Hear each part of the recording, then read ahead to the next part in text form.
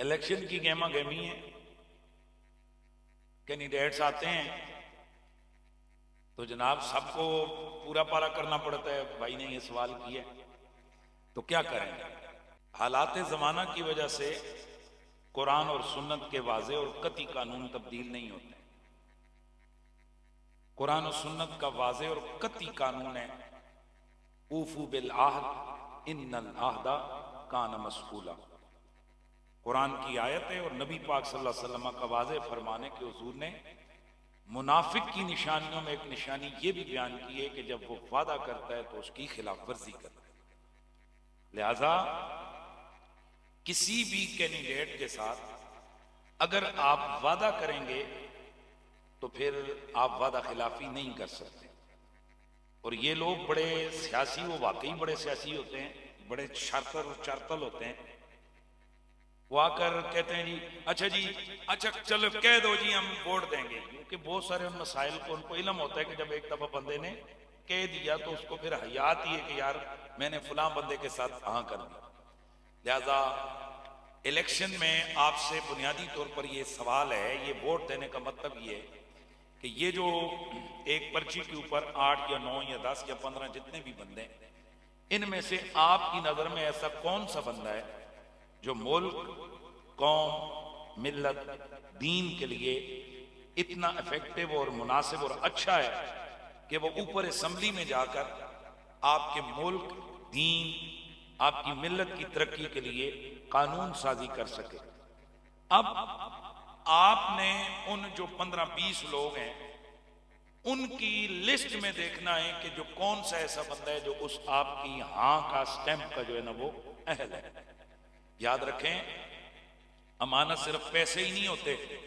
یا میں نے گھڑی آپ کے پاس امانت رکھوائی تو جی اس کو آپ نے سنبھال کے رکھنا ہے، یا پیسے رکھوائے تو آپ نے سنبھال کے رکھنا ہے. یہ ووٹ بھی امانت ہے، یہ اس کے اہل لوگوں کو آپ نے دینی ہے.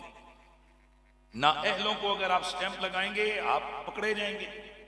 یعنی آپ کے حلقے کا ایم این اے اگر آپ نے اس کو ووٹ دیا ہوا ہے اور وہ اسمبلی میں جا کر کوئی ایسا قانون سازی کا حصہ بنتا ہے جو قرآن و سنت کے خلاف ہے، تو نہ صرف یہ کہ وہ اسمبلی گناہگار ہے، وہ ایم این اے گناہگار ہے، اس حلقے کے تمام ووٹر اور سپورٹر سب گناہگار ہیں. اند اللہ وہ پکڑے جائیں گے کہ انہوں نے ایک گندے بندے کو جو ہے نا وہ چنا ہے. یہ اس صورت میں کہ جب وہ بندہ ظاہراً ہی گندا ہو.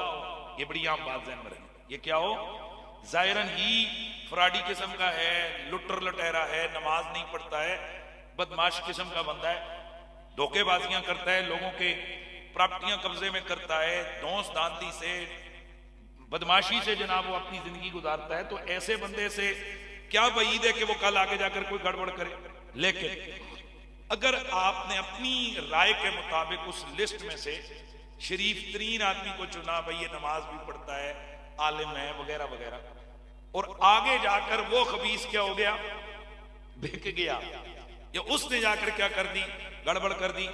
اب اگر آپ نے نیک نیتی کے ساتھ اپنا پورا تحری کر کے، پوری غور اور فکر کر کے اس بندے کو ووٹ دی ہوئی ہوگی، آپ اس کی جو آگے جا کر ہونے والی اس خرابی ہے اس میں آپ پھر گناہگار نہیں ہوں گے.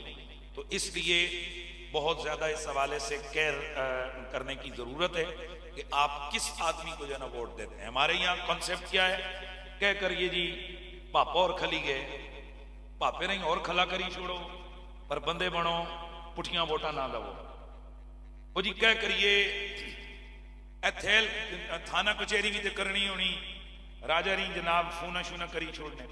یعنی بنیادی غلط سوچ ہی غلط، گندی سوچ اور گندی فکر کا نتیجہ پھر کیا ہوگا؟ وہ وہی ہوگا جو آج ہمارے ساتھ پورے دنیا کے اندر تماشا بنے ہوئے ہم لوگ اور جو ہمارے ساتھ ہو رہا ہے. تو اس لیے میرا تو ایک مشہور جو ہے نا وہ ایک میں کہا کرتا ہوں، نوٹ بھی حضور کے لیے، ووٹ بھی حضور کے لیے. بس یہ ایک اصول ذہن میں رکھیں.